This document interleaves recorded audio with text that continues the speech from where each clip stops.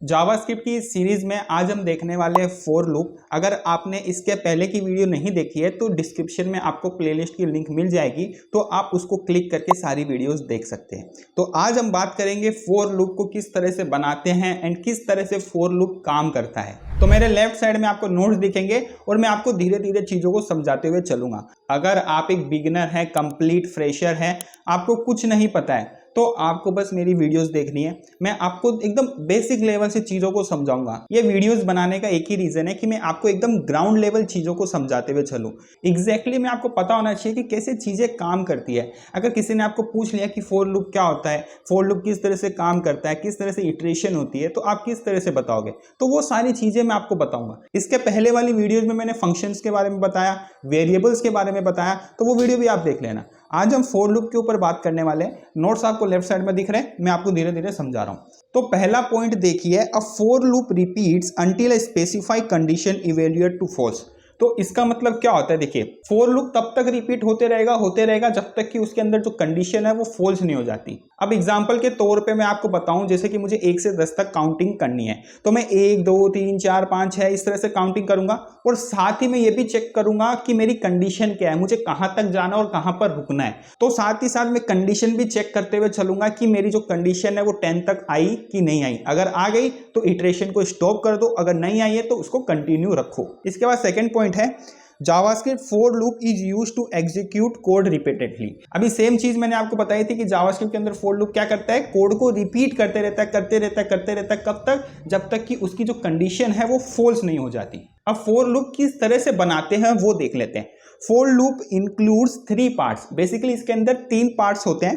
पहला होता है इनिशियलाइजेशन, हम इनिशियलाइज करेंगे कि कहां से हमको स्टार्ट करना है। दूसरा है कंडीशन, हम उसके अंदर कंडीशन लगाएंगे कि कहां पर जाके आपको रुकना है।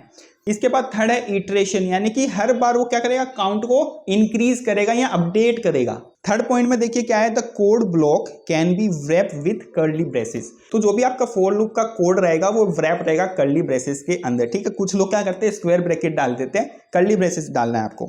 अब हम इसका एक छोटा सा चार्ट देख लेते हैं। चार्ट से आपको थोड़ा सा क्लियर हो जाएगा किस तरह से फॉर लूप काम कर रहा है। तो यहाँ पर आपको चार्ट दिख रहा है, देखिए सबसे पहले स्टार्ट है, यहाँ से स्टार्ट होगा, उसके बाद इनिशियलाइज होगा। इनिशियलाइज यानी कि उसको पता चलेगा कि मुझे कहाँ से स्टार्ट करना है, 1 से स्टार्ट करना है, 10 से स्टार्ट करना है, 50 से स्टार्ट करना है, तो वो हम बताएंगे कि आपको कहाँ से स्टार्ट करना है।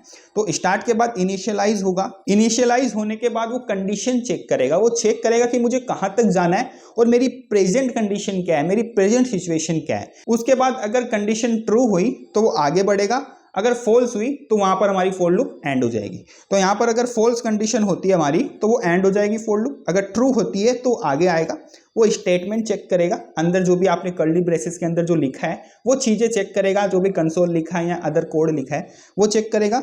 उसके बाद वो इटरेट कर देगा, अपडेट कर देगा। अब मैं इसको एक एग्जांपल से समझा देता हूँ। जैसे कि मैंने कोई चीज़ इनिशियलाइज की 1 से और मुझे 10 तक जाना है, ठीक है, तो मैंने इनिशियलाइज कर दिया 1 से, फिर मैं कंडीशन चेक करूंगा कि मेरी जो प्रेजेंट कंडीशन है वो मेरी मैच खा रही है कि नहीं खा रही है। अगर खा रही है तो उसे आगे बढ़ाओ, अगर नहीं खा रही है तो उसे एंड कर दो। तो 1 10 से छोटा है कि नहीं है ना, तो वो कंडीशन मैच हो रही है तो वो आगे बढ़ेगा। स्टेटमेंट, जो भी आपने स्टेटमेंट लिखा है वो चीजें एग्जीक्यूट कर देगा। उसके बाद वो अपडेट कर देगा, यानी कि 1 था तो इसको अपडेट कर देगा, यानी कि 2 हो जाएगा। फिर 2 वापिस यहाँ पर कंडीशन चेक करेगा कि 2 10 से छोटा है कि नहीं है, तो वो आगे बढ़ेगा। वापिस से जो भी आपने लिखा है कर्ली ब्रेसेस के अंदर कोड के अंदर तो वो एग्जीक्यूट कर देगा और वापिस से वो अपडेट कर देगा। तो अब आपकी जो स्टेट है वो 3 हो चुकी है। वापिस से वो कंडीशन चेक करेगा कि 3 10 से छोटा है कि नहीं है, ऑब्वियसली 3 छोटा है। वापिस वो आगे बढ़ेगा, स्टेटमेंट प्रिंट कर देगा और वो अपडेट कर देगा। ऐसे करते करते वो 10th तक चला जाएगा। फिर 10th में आने के बाद वो कंडीशन चेक करेगा कि 10 मेरा 10 से छोटा है क्या, नहीं है, तो क्या करेगा, कंडीशन को फॉल्स कर देगा, हमारी फॉर लूप एंड हो जाएगी। तो इस तरह से फॉर लूप काम करती है। अब हम एक छोटा सा प्रोग्राम देखेंगे, इसमें आपको एकदम क्लियर हो जाएगा। तो प्रोग्राम है create 1 function and print number from 1 to 10 using for loop. तो वीडियो में आगे बढ़ने से पहले इस वीडियो को पॉज करना और खुद से एक बार ट्राई करो कि आप कर पाते हो कि नहीं कर पाते हो। ठीक है, तो फटाफट से आप खुद से ट्राई करो, फिर हम आगे बढ़ते हैं। तो तो आई होप आपने ट्राई किया होगा और आपका आउटपुट आ गया होगा। अब मैं बताता हूं और आप देखिए कि आपका जो आउटपुट आया और जो मेरा आउटपुट आया वो सेम है कि नहीं है।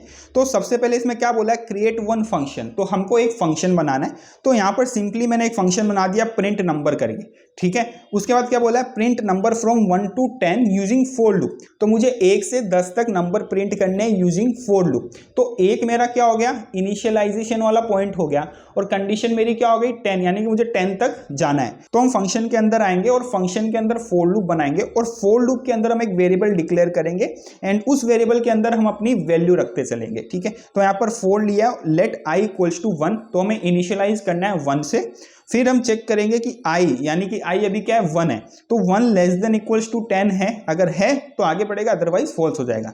तो यहां पर कंडीशन क्या लगेगी, i less than equals to 10, क्योंकि हमको कहां तक जाना है, 10 तक जाना है। और हमें साथ ही साथ क्या चेक करते चलना है कि हमारी जो प्रेजेंट सिचुएशन है वो कंडीशन से ट्रू होती है कि नहीं होती है। तो प्रेजेंट सिचुएशन देखने के लिए हमारे पास ये जो वेरिएबल बनाया ना हमने लेट आई करके, उसमें तो उसमें हमारा प्रेजेंट वाला जो डेटा है वो आते रहेगा, ठीक है। तो आई लेस देन इक्वल टू 10 यहाँ पर रख दिया, उसके बाद आई प्लस प्लस, और हर बार उसको अपडेट करेंगे, तो हमने आई प्लस प्लस किया।